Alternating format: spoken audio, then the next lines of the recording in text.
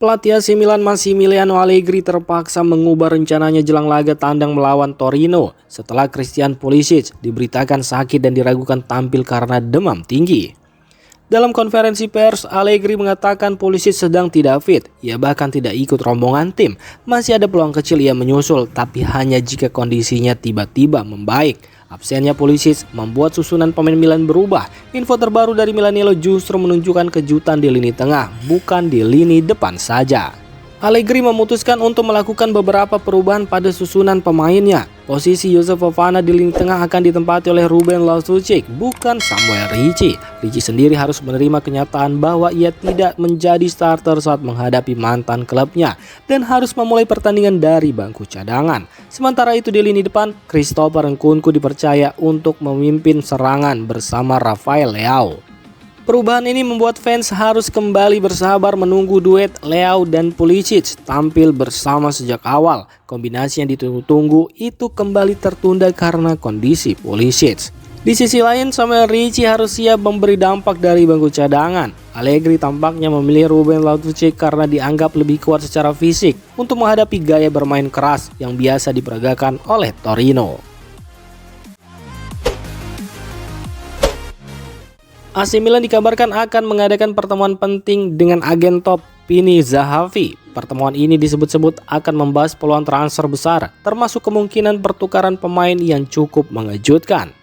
Milan mengambil langkah ini karena lini serang mereka di paruh pertama musim terlalu bergantung pada Rafael Leao dan Christian Pulisic. Massimiliano Allegri bahkan harus mencoba berbagai strategi baru, termasuk memainkan Ruben Loftus-Cheek lebih ofensif akibat minimnya kontribusi dari striker murni. Salah satu topik utama dalam pertemuan tersebut adalah masa depan Christopher Nkunku yang performanya jauh dari harapan. Milan sudah mengeluarkan sekitar 42 juta euro untuknya, dengan rincian 38 juta euro biaya transfer ditambah 4 juta euro dalam bentuk bonus. Tetapi sejauh ini ia baru mencetak 1 gol, itu pun di Coppa Italia. Selain statistik yang buruk, performa di lapangan juga belum meyakinkan. Karena itu Milan ingin membahas masa depan Nkunku bersama Zahavi. Menurut calciomercato.com, hubungan baik Milan dengan Zahavi membuka peluang untuk membidik target besar lain. Direktur Milan Iglitari bahkan ingin manfaatkan pertemuan ini untuk menanyakan kemungkinan mendatangkan Robert Lewandowski.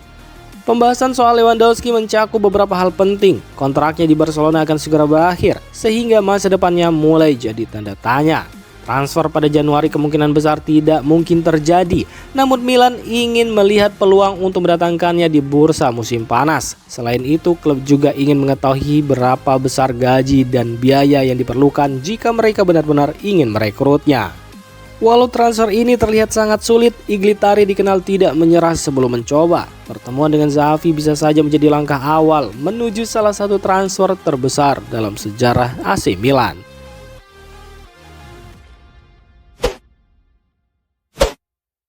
Mike Maignan dikabarkan meminta kenaikan gaji yang sangat besar kepada manajemen AC Milan untuk memperbarui kontraknya. Permintaan ini membuat proses negosiasi menjadi semakin sulit.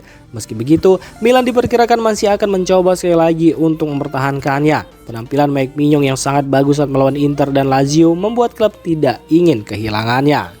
Menurut laporan Sport Mediaset, negosiasi berjalan alot karena perbedaan nilai yang cukup jauh. Mike Maignan ingin gaji 8 juta euro per musim, sementara Milan hanya berani menawarkan maksimal 5 juta euro. Dengan selisih sebesar itu, Mike Maignan diprediksi bisa pergi di akhir musim jika tidak ada perubahan posisi dari kedua pihak. Situasi ini membuat banyak klub besar langsung tertarik seperti Inter, Juventus, Chelsea hingga Paris Saint-Germain. Untuk berjaga-jaga jika Mike Maignan benar-benar hengkang, Milan mulai menyiapkan daftar calon penggantinya. Milan kini juga mulai memantau beberapa calon kiper baru. Salah satunya adalah Zion Suzuki dari Parma, kiper muda yang sedang menunjukkan perkembangan pesat. Ada juga Elia Caprile dari Cagliari yang tampil konsisten sepanjang musim. Selain itu, nama besar seperti Andriy Lunin dari Real Madrid turut masuk daftar sebagai opsi ambisius jika klub ingin mendatangkan kiper top.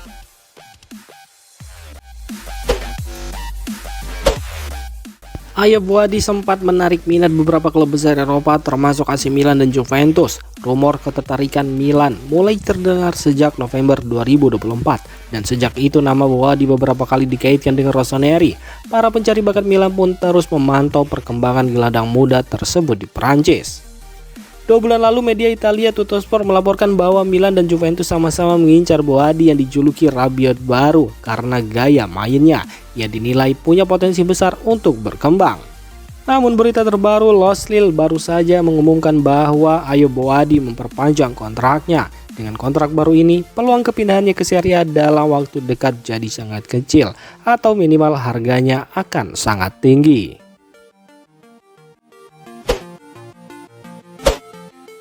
AC Milan dan kiper mereka Mike Maignan belum sepakat soal kontrak baru. Kontrak Mike Maignan sendiri akan habis dalam 6 bulan lagi pada 30 Juni 2026.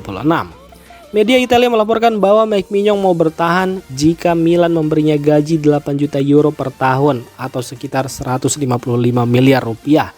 Namun pihak klub hanya sanggup menawarkan 5 juta euro atau sekitar 97 miliar rupiah per musim.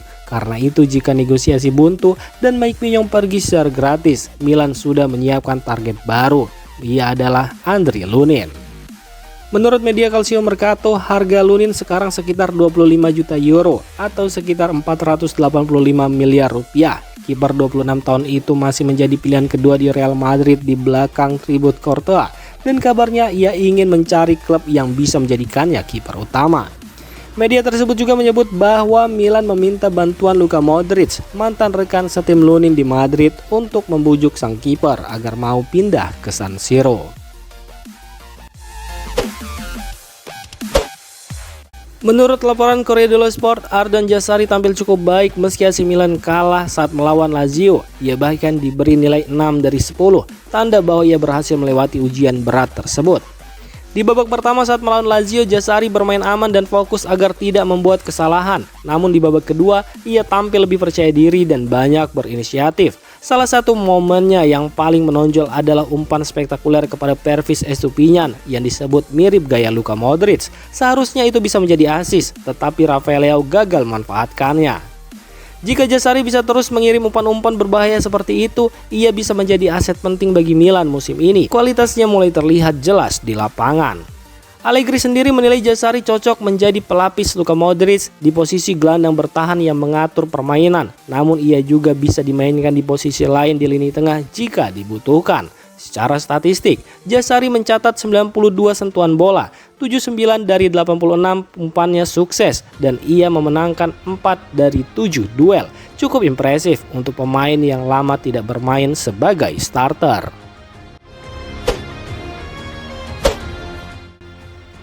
Demikian informasi dunia sepak bola terupdate hari ini. Untuk kamu yang gak mau ketinggalan seputar informasi sepak bola Eropa, silahkan like, subscribe, dan share video ini. Terima kasih.